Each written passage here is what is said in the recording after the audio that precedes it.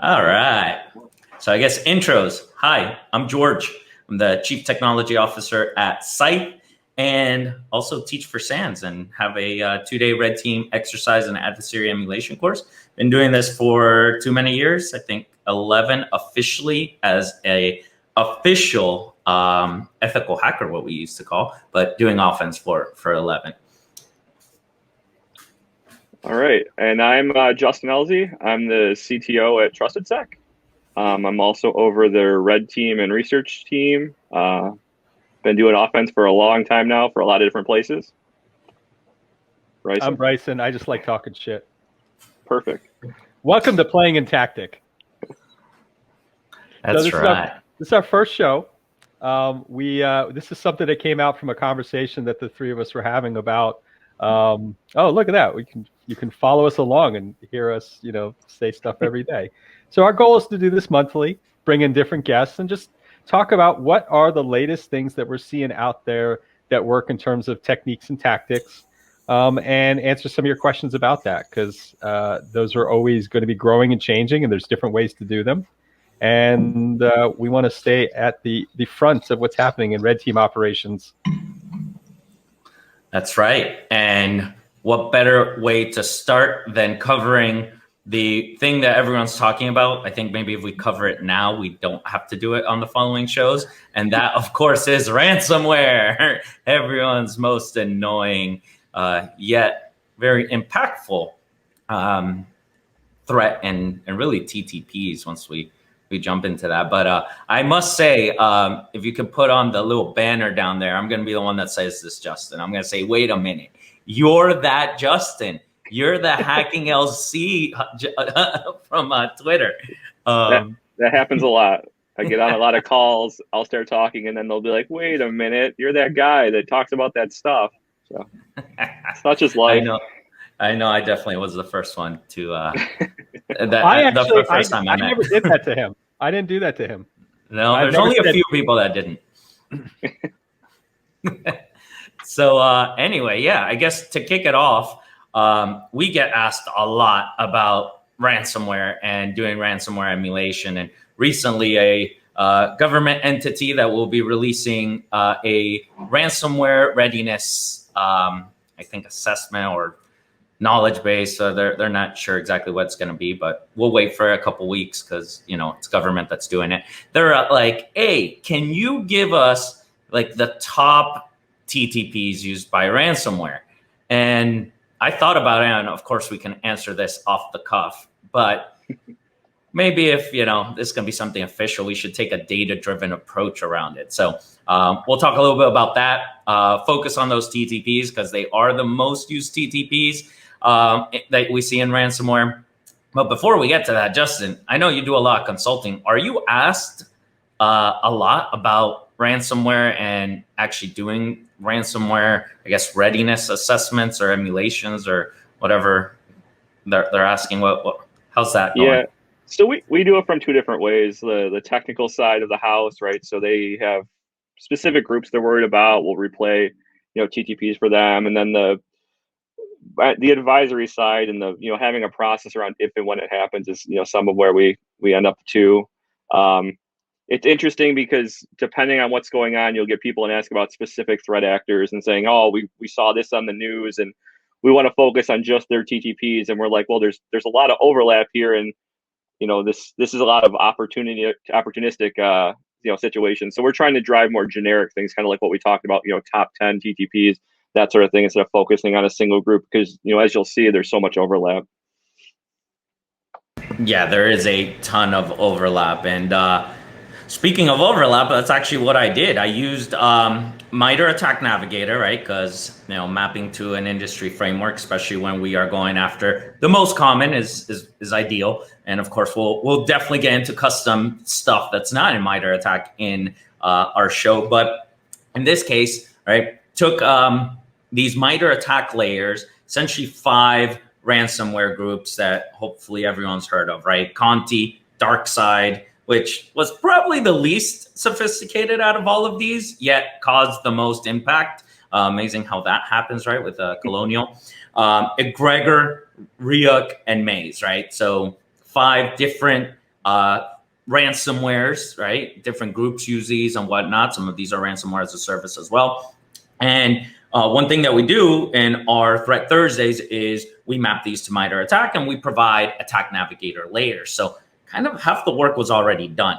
What I did from there, though, is I gave each TTP in that attack navigator layer a score of 20, because essentially I'm doing 5 different ones. A score of 100 is the highest you can get in the attack navigator. And I essentially opened up these 5 layers and then created a 6th layer with all of them overlapping. Then set the score expression to be, A plus B plus C plus D plus E. And it created this nice little heat map for us that shows red as, the most used TTP, and then purple, the mid used, and then blue, the ones that might have been used once or twice. And I'm sure we can all guess what the most used TTP ended up being. It's up on the top left. The sub technique isn't open, but it's under execution. And of course, it's something that Dave Kennedy talked about, gosh, how long ago was that in DerbyCon? And obviously many years ago. Right. And obviously we were talking about PowerShell. So lots of us talk about how PowerShell is dead and we debate this and whatnot, but this is a data-driven approach. We took 5 different ransomwares and they all used PowerShell. So why is it, that PowerShell is so used, and why do we keep talking about this, Justin? What are you seeing out there? So I was going to say this is an interesting one, because like you said, we talk about it being dead, right? So from a red teaming perspective, most red teamers aren't going to lead with PowerShell. They're not going to try to do a download cradle and run something, because you're basically walking a minefield of EDR products, AV, and whatever custom controls places have. So a lot of these ransomware, people that get breached, they fall in this area where maybe they have AV, they don't have EDR, their security program is not that great. So you see people who are good at offense say, stay away from PowerShell. You see the reality in the middle of people getting destroyed by PowerShell, and then there's everybody going back and forth in between. So it's always interesting to see this one pop up. Right? We do tests for clients where we'll run a bunch of different cradles, injections, number of different ways, and but at the same time, we're doing more complicated red teams where we avoid PowerShell at all costs. So this is definitely a really interesting one, and there's a lot of perspectives from everybody we talk to has a different approach based on the clientele that they're seeing. Right. And Bryson, I know you have some thoughts on this. Like, not everyone can afford a red team, nor everyone's at these different maturity levels, right? Yeah. So I look at the other element of this is PowerShell is wonderful because it's this amazingly functional, useful, and authorized tool in the environment. Why wouldn't I live off the land with something as opposed to having to bake my own code for that, right? Let's push the attacker further down. So let's talk a little off the map and bring the blue side in, and let's talk detection. PowerShell, naked PowerShell is not hard to see in your environment. PowerShell.exe, right? I see that being invoked. I can see that being invoked in my environment. So understanding the normal use of PowerShell, and then recognizing when I see PowerShell being invoked in places that I don't expect it, at times that I don't expect it, by users I don't expect it, and then tying that to network activity that I don't expect are great ways to quickly dial in on that. Now, of course, that takes us up to the next level of maturity, which is obfuscated PowerShell. So then I start cloaking that. But let's start to push the attackers to have to take that next step, because what they're going to do is, I never have to be faster than the bear. Just the other folks running from the bear is going to be what happens until they start to have to move up to obfuscated PowerShell, unmanaged PowerShell, and then hopefully once we get this all buttoned down enough, then they're going to have to bring their own custom code to the game. Yeah, and the PowerShell one's interesting as well, right? Obviously, this is something you can't disable. It comes with Windows, so you just kind of get it. Way back in the day, we actually asked Microsoft, this was before we were a Windows 10 shop, hey, can we disable this? And they're like, back on Windows 7, there were ways, but we are not going to be able to support you. It's like, all right, guess we can't do it. And that's where, detection starts coming in. And the different versions of PowerShell offer different detection and really defensive capabilities that we're starting to see. And from the red team side, that's why we say it's kind of dead, because it gets detected in the more mature organization. So moving from PowerShell version 2 to version 5 was, a significant upgrade, turning on things like constrained language mode, right? AMC, obviously AMC can get bypassed. It's this thing going back and forth, but yeah, definitely, I was surprised to see this one as well. Like you said, that you don't have to be the fastest as long as it works and you get your impact, or the threat actor or the red teamer gets their impact and meets their objectives before the detection and the response stage, then they're it. But yeah, I was surprised. I didn't think I was going to see that one as one of the main ones. But here we are, and obviously it's still being used. And, going back to like the dark side one, like they were using PowerShell.exe, downloading a file over HTTP, not even HTTPS, and over a naked IP, right? What I call a naked IP, at least, is going to a straight IP address, anywhere instead of a domain, right? Which kind of gets us to this next TTP, which is really, it's 3 TTPs, but it's one, right? Like when you set up command and control, like it's one thing, right? It's HTTPS all the time because we're OPSEC, right? Over 443, but that really covers 3 TTPs. How do you call that just one? So HTTPS by far, I think, is the one I expected. What do you think there, Justin? Yeah, I mean, I think with like Let's Encrypt and all those other services now, it's so easy to stand up a HTTPS server.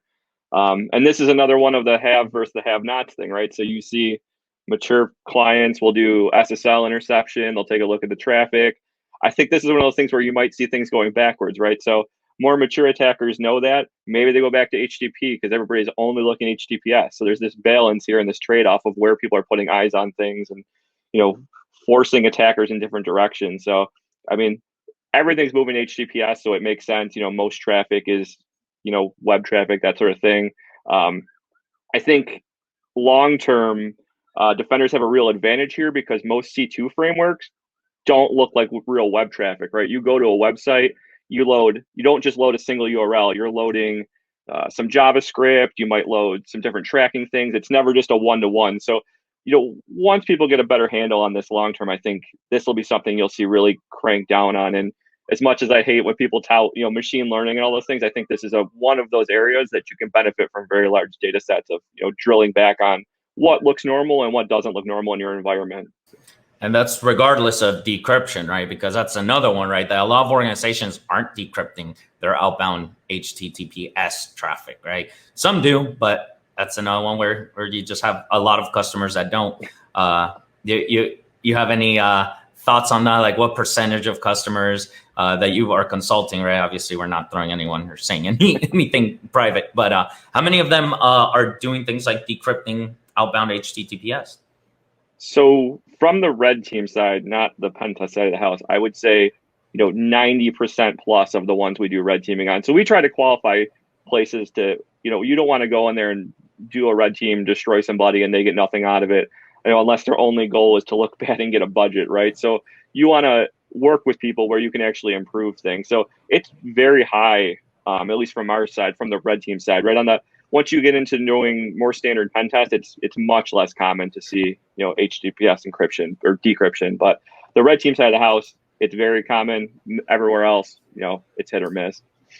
Yep. And even without the decryption, right? You mentioned as well that this doesn't look like HTTP traffic. So even without the decryption, right? If you're taking a look at those patterns and even probably NetFlow data, things like open source stuff like Rita and looking at just anomalies and patterns should be enough to identify this. And this is why we and threat actors are adding things like longer heartbeats and more jitter and really spaced out heartbeats, I think is what it comes down to. Instead of 5 and 10 or even talking in seconds, we start talking in minutes, maybe even hours. But that's gonna kind of slow down your team in the future. So there's some other things here, right? Because you can look at like J3 signatures, J3 signatures, trying to detect what's out there if you're not using a redirector. One of the interesting caveats here is that you find that larger customers also have large teams of lawyers, and nobody wants to get in the middle of decrypting your private bank data, your health data, since people are doing these things at work. So you find, red teams and attackers that know what they're doing will pre-categorize domain names as health and banking, use those to avoid, interception, and it's just kind of status quo for the business. And the other interesting thing here is the majority of companies that do SSL interception let you submit URLs for classification without having an account. There's no validation, verification that you own the product. You can sit at your home and then send them in. And basically all they do is spider the website and accept whatever you said the website was. So you spin up a website that looks like a Blue Cross Blue Shield, any common health entity, submit it, and they say, okay, looks like health to us. Then they're not SSL decrypting it, down the line when their appliance does a lookup on it, which is a weird business model. Yep, but regulations and privacy and this and that. Cool. Let's go down this list. How about discovery? I guess discovery. You always do some discovery, right? Found system information discovery and process discovery is one they run. I think ransomware does this more to determine what processes to kill, because that's, they want to kill the backups, they want to kill this and that, right? Obviously from a red team perspective, looking at processes is going to be a little different, but moving laterally, obviously that works as well, right? Because most organizations have these builds, these golden images, or whatever that you want to call them, right? So anything you find on one system is probably running on the other. But why don't we talk about that? What's the difference between a ransomware group doing it versus you, and how often and how do you actually do this? Because technically we're still talking about techniques here, but procedures, right? Like, who am I is getting caught quite a bit nowadays, right? So how are other ways of doing this? Yeah, so the sliding scale, right, starts at running, who am I, some net commands, right? So then you run into, are we logging command line? Are we looking for these binaries to run? So a lot of defensive products will see, hey, I ran 3 net commands, and who am I? I mean, this isn't normal. As you go up the chain here, right, looking at a process list, a really great way to identify like defensive products is maybe looking at the drivers folder, altitude numbers for different defensive products. You can match up what they are. So this is obviously this is a whole class. You could spend hours talking about different ways to do discovery here, right? So what software is installed, what they might use for remote access. If you're looking for something to do for C2, right? Do they use OneDrive? Do they use Zoom? What do they have? What do they do? And this really starts with the basics, right? If most common ransomware attackers are basically just trying, hey, is this a domain joined system? What privileges do I have? Just get some basic information so they can kind of build a workflow out. Maybe use some basic AD enumeration. They're using AD find. You'll find more red teamers using like ADSI. So there's a lot of detection ability here, right? Because you need to get some wherewithal that you're on a system and what you can do and where you can go. Sweet. Let's see, what else do we got? Scheduled tasks.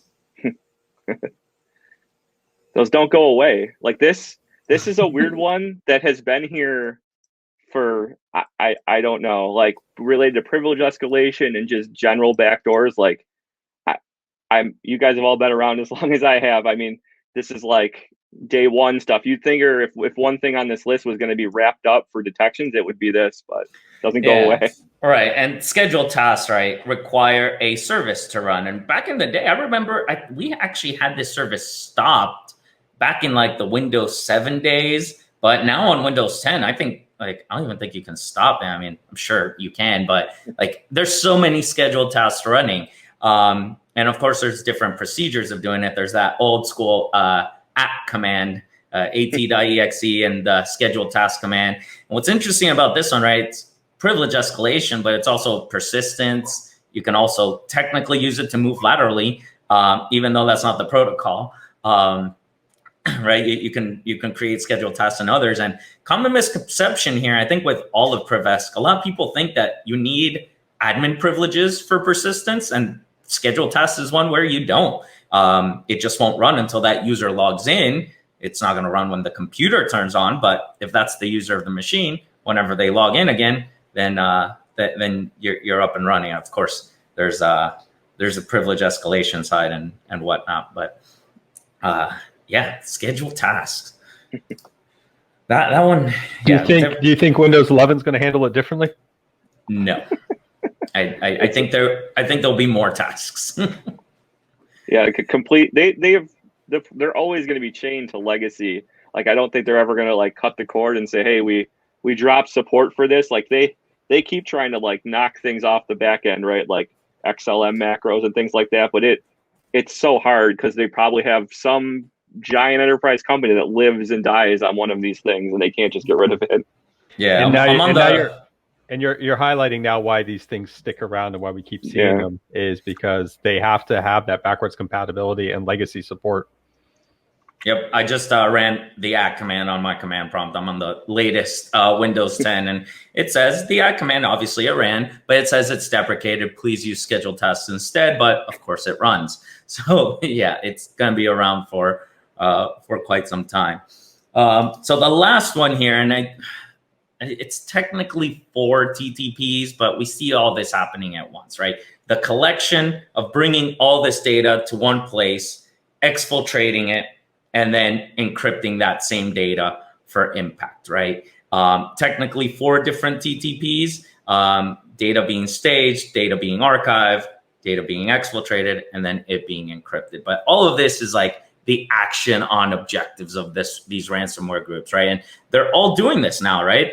We call it double extortion because they steal the data and they try leaking that data to get you to pay. But of course, they also ransom your data and try to get you to pay like that. So even with backups, you can restore from backups, but your data is still getting leaked, and therefore people are still playing, which I think we saw with both JBS and Colonial. I think Bryson, you talked a little bit about this. Both of them actually, they paid the ransom even though both recoveries were from backup, right?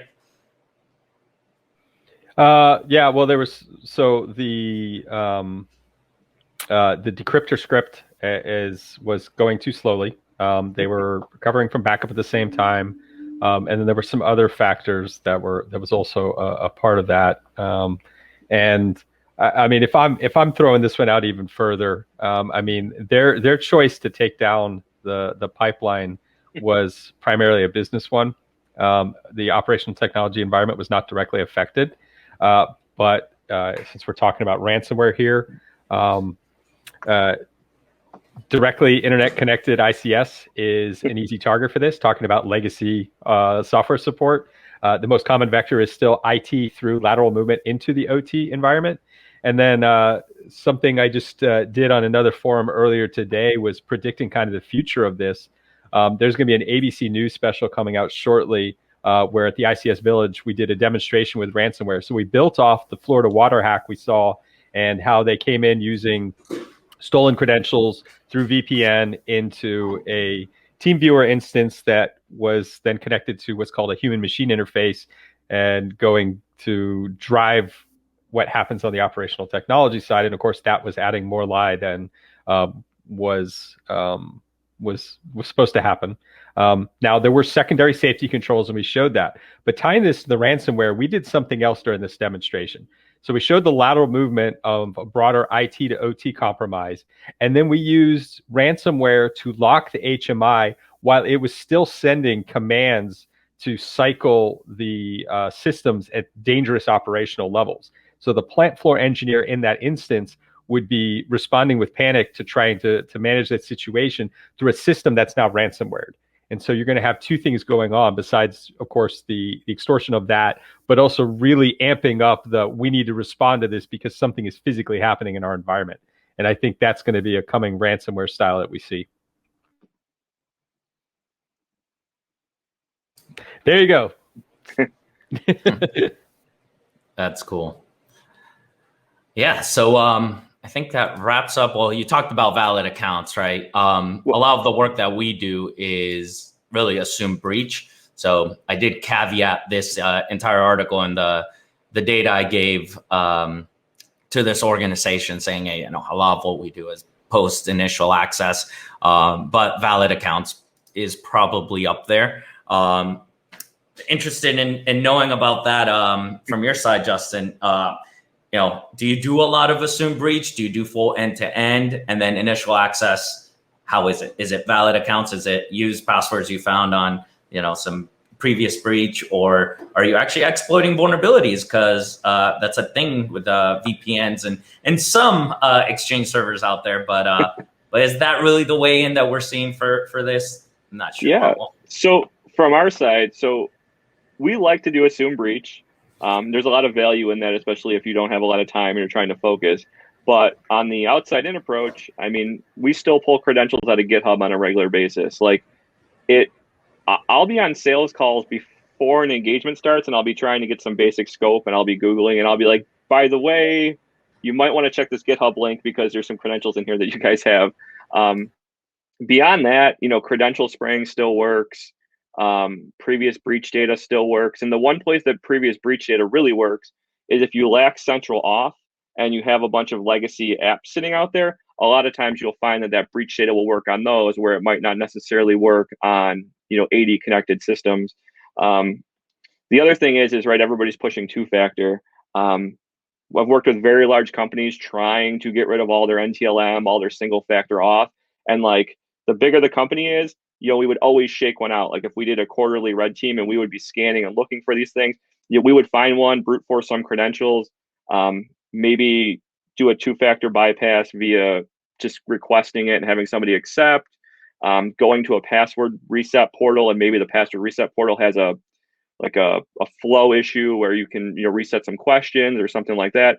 There's a lot of ways in. So I don't try to talk people out of doing the external in, especially there's, phishing takes a lot of time, but a lot of these issues, we'll still get into DMZs with classic SQL injection, right? You might scan all your web apps and say, hey, we're good. Can you create a guest account on those web apps and then have access to something with SQL injection? That happens a lot of time where they'll just say, oh, the login page is secure, but you can set up a free account and now we have access to this, so we can get in that way. So there's a lot of value in still looking at the outside. It's just, where are you trying to focus and what are you trying to approve? But the valid account thing, it's crazy that you can still get away with, summer 2021, right? And then people go to 14 characters and you run that twice. And we did some research. Microsoft banned a bunch of passwords you can filter. So basically we took the common passwords that we have that were of length, ran all those against their banned password list, and now we have a list of common passwords that are not banned. So there's a lot of situations here where cred spraying and all that still works. Yep, for sure.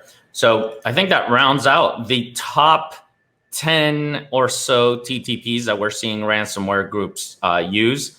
I think for our next show, we're going to go into some more custom stuff and actually do some TTPs and show the different ways of doing some of these. Because like you mentioned, right, PowerShell just being one technique or sub-technique now, technically, there's so many things that you can do with them, and some really interesting ones that might not be tracked. And that's what we're going to start jumping into here in our Let's Talk TTPs, playing in tactic.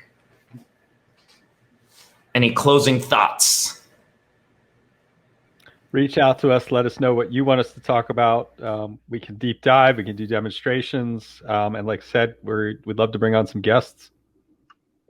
Yeah, I think it's a good opportunity for us to show the depth of some of these things. Like we talked about PowerShell, a basic download cradle with, PowerShell.exe. We can take that through obfuscation, through unmanaged PowerShell. There's a lot of paths, and there's a lot of, I think, people skip over the depth of some of these techniques when you're writing detection. So there's a lot of area to talk about, even if you think something is dead, or we can kind of show you how we can revive it by doing some research and things like that. Right on. So we'll see you next time.